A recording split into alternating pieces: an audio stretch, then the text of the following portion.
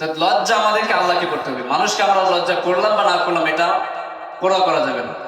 মানুষের ভয়ে যদি আমরা আমল করি, কোনো ভালো কাজ করি, মানুষের ভয়ে যদি আমরা কোনো খারাপ কাজ ছেড়ে দেই, অথচ এই খারাপ কাজটা আমি রাত যখন একা হই তখন যদি আমি এই কাজটা করি, তাহলে কি আল্লাহকে ভয় করা হলো? আল্লাহকে ভয় করা হলো না। আল্লাহকে ভয় করে যত গুনাহের কাজ আছে, যত অশালীন কাজ আছে, অসভ্য ফাহেসা কাজ আছে, ওইগুলো আমাকে ছাড়তে হবে একমাত্র আল্লাহর ভয়ে। অথচ আজকে আমরা আমাদের সমাজটা কেমন হয়েছে দেখেন। 60 বছরের বৃদ্ধ চাচা, উনি মসজিদ থেকে বের হচ্ছে, পরনে পাঞ্জাবি, মুখে সাদা দাড়ি, মাথায় টুপি, শাস্ত্রলে গেল। শাস্ত্রল যিনি চালাচ্ছেন তাকে বলছে একটা চা দাও। শাস্ত্রলে টিভি চলছে, ওই চাচা বসে টিভিও দেখছে, চাও খাচ্ছে, অথচ মাত্র আসরের নামাজ পড়ে আসলো। এই হচ্ছে আমাদের লজ্জাশীলতা। আমার সালাত বা আমার নামাজ যদি আমাকে এই সমস্ত কাজ থেকে বিরত না রাখতে পারে, নামাজ দিয়ে কি হবে, এই সালাত দিয়ে কি হবে? কোনো কাজে আসবে না। 60 বছর 70 বছর হয়ে গেছে, আজ পর্যন্ত বিড়ি, সিগারেট, জর্দা, গোল, তামাক এইগুলা ছাড়তে পারে নাই। কারণ কি?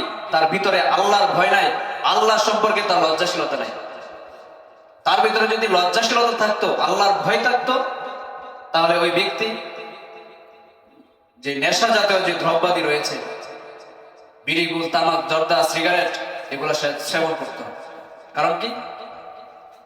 আমি আল্লাহকে ভয় করি, এই জন্য আমি এগুলা থেকে ফিরে আসলাম, এগুলো আমি ছেড়ে দিলাম। আর যার ভিতরে আল্লাহর ভয় না থাকবে, লজ্জাশীলতা না থাকবে, সেই এই কাজগুলো করতেই পারে, স্বাভাবিক।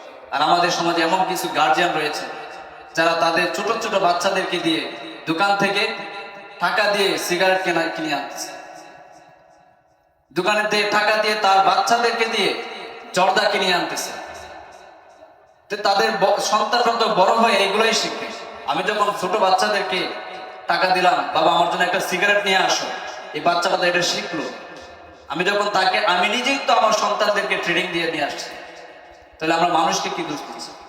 অথচ আমরা আজকে সন্তানরা যখন কোনো সিগারেট খায়, বাবা লাঠি দিয়ে দৌড়ানি দেয়, অথচ বাবা নিজেই তো তাকে ছোট সময় দোকান থেকে টাকা দিয়ে সিগারেট কিনে আনিছে এবং জর্দা আনাইছে, গোল, তামাক, এগুলা বাবা তাকে টাকা দিয়েছে, বাবা কিনে দিয়েছে।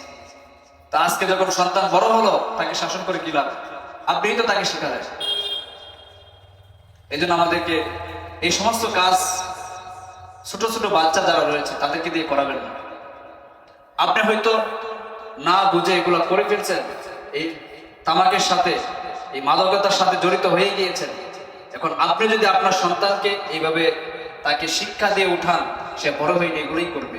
আর আপনাকে বলছি যে রাসূল সাল্লাল্লাহু আলাইহি ওয়াসাল্লামের হাদিস থেকে রাসূলুল্লাহ সাল্লাল্লাহু আলাইহি ওয়াসাল্লাম বলেছেন, 3 শ্রেণীর ব্যক্তি কখনো জান্নাতে যাবে না। তার মধ্যে একটা হচ্ছে মুদমিনুল খামার, নিয়মিত নেশাদার দ্রব্য পান করে যে ব্যক্তি, ওই ব্যক্তি কোনোদিন কষ্টেকালে জান্নাতে যাবে না। এই জন্য আমাদেরকে নেশা জাতীয় দ্রব্য থেকে বিরত থাকতে হবে। নেশা জাতীয় দ্রব্য আমরা নিজেরা সেবন করব না। আমরা যারা ব্যবসা করি বা ব্যবসায়ীর খাতিরে আমরা এই নেশাদার দ্রব্য, নেশা জাতীয় দ্রব্য যেগুলো আছে, এগুলো আমরা ব্যবহার করব না, বিক্রিও করবো। যেই জিনিস ভক্ষণ করা হারাম, ওই জিনিসের ব্যবসা করাও হারাম।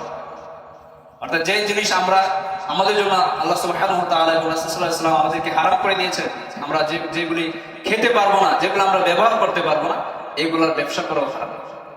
এই জন্য আমাদেরকে যারা ব্যবসার সাথে জড়িত রয়েছেন, এই ব্যবসার খাতে আপনারা যদি বিক্রি করে থাকেন, এগুলো আজকে থেকে পরিহার করে দেন।